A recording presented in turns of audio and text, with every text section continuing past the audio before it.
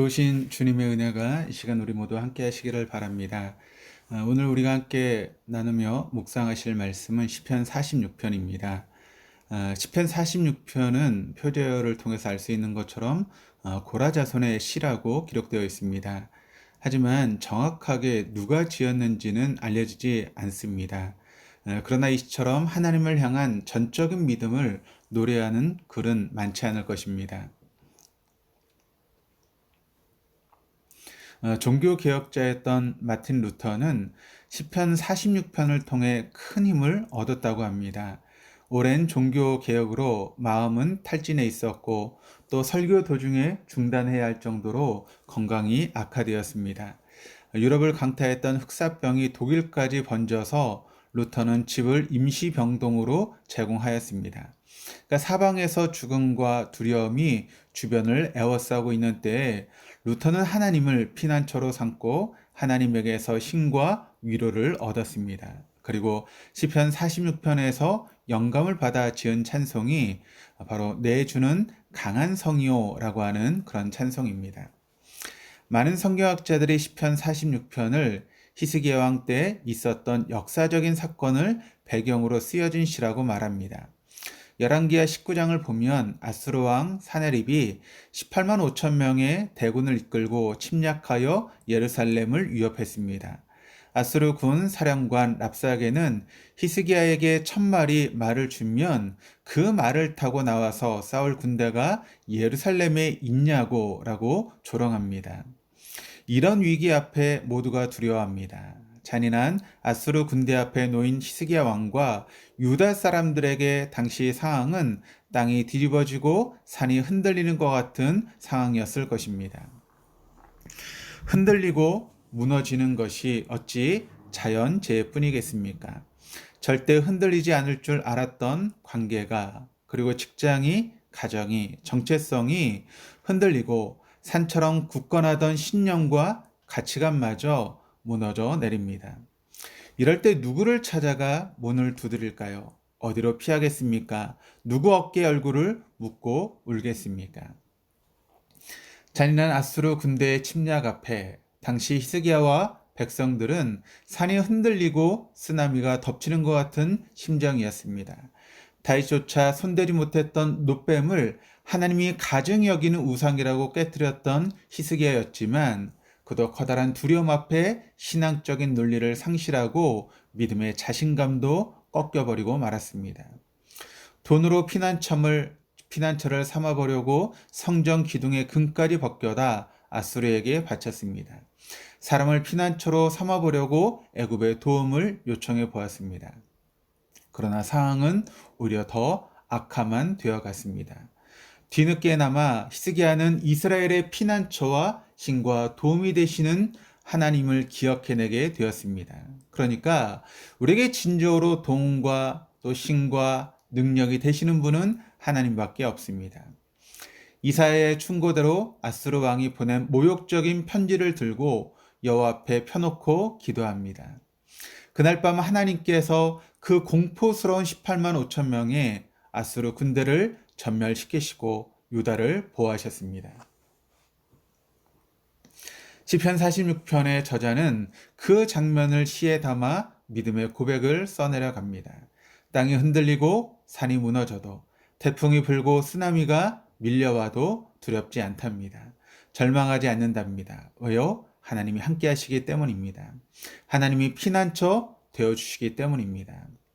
이미 아시는 대로 시편 46편은 셀라를 기준으로 3개의 연으로 나누어집니다. 1년의 첫 부분, 그리고 2년과 3년의 끝부분에 이렇게 기록되어 있습니다. 하나님은 우리의 피난처시로다. 사람이 위기를 당할 때 의지할 곳, 피할 곳이 없기 때문에 우리가 두려워하는 것 아니겠습니까? 만약 우리에게 피할 길이 있고 또 우리가 이 문제를 해결할 수 있다면 우리는 결코 두려워하지 않을 것입니다. 그런데 우리가 위기를 당할 때 의지할 것도 없고 피할 곳이 없다라고 생각하기 때문에 우리의 마음에 두려움이 찾아옵니다. 그 두려움 때문에 낙심하고 절망합니다. 그러나 피난처를 가진 사람은 그 모든 어려움을 이겨냅니다. 그러므로 우리의 문제는 환난과 위기가 아닙니다. 내가 피난처가 있다는 사실을 잊어버리고 살아가는 것, 그것이 바로 우리 인생의 진정한 문제입니다. 주님께로 피하면 보호받는다는 사실을 기억해내지 못하는 것이 우리의 문제입니다. 오늘날에도 어떤 환난과 위기를 만난다고 할지라도 임마누엘 되신 하나님이 피난처가 되어 준다는 사실을 꼭 기억해야 합니다. 진정한 피난처가 될 분이 누구인지를 바로 알아야 합니다. 가족이나 친구나 친척이나 직장 동료. 그러나 막상 환난을 당할 때 그들은 보이지 않습니다. 도와주고 싶어도 힘과 능력이 없어 도움이 되지 못합니다. 만군의 여호와만이 진정 나의 피난처가 되시고 도우실 분임을 기억하십시오. 하나님이 피난처가 되어주시고 힘과 도움이 되시고 우리와 함께 하신다는 믿음은 우리에게 다가오는 모든 시련과 고난을 이겨내는 힘이 되고 용기가 되고 우리의 삶을 건강하고 아름답게 이끌어 주는 것입니다. 이 시편을 통해 용기를 얻은 루터는 이 시편에서 그 유명한 찬송가를 만들었는데 내 주는 강한 성이요 방패와 병기 되시니 큰 환난에서 우리를 구하여 내시리로다. 이렇게 노래했습니다.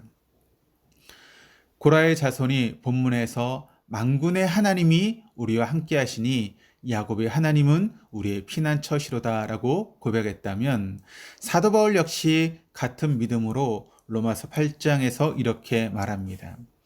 로마서 8장 31절에 하나님이 우리 편이시면 누가 우리를 대적하겠습니까? 또 35절에서는 누가 우리를 그리스도의 사랑에서 끊을 수 있겠습니까? 환난입니까? 공고입니까? 박해입니까? 굶주림입니까? 헐벗음입니까? 위험입니까? 아니면 칼입니까?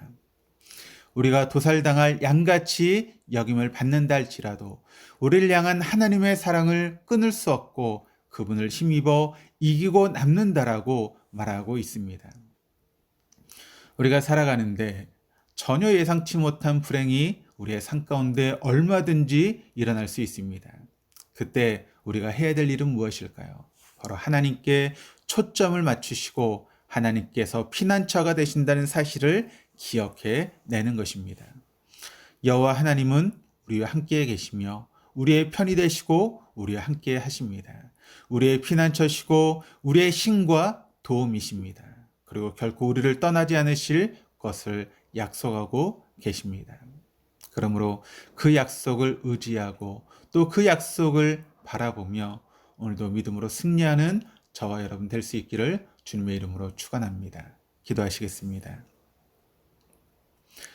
오직 하나님만이 나의 피난처이고 나의 힘이시며 환난 날에 만날 참된 도움이심을 시인하며 고백합니다.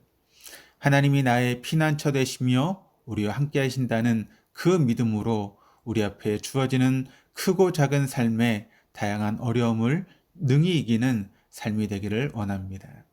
이 아침에 하나님의 함께 하심과 도와주심을 간구하고 기대하오니 오늘 하루도 담대하게 살아가게 하시고 간증과 기쁨으로 채워 주옵소서. 감사드리며 예수 그리스도 이름으로 기도드립니다. 아멘.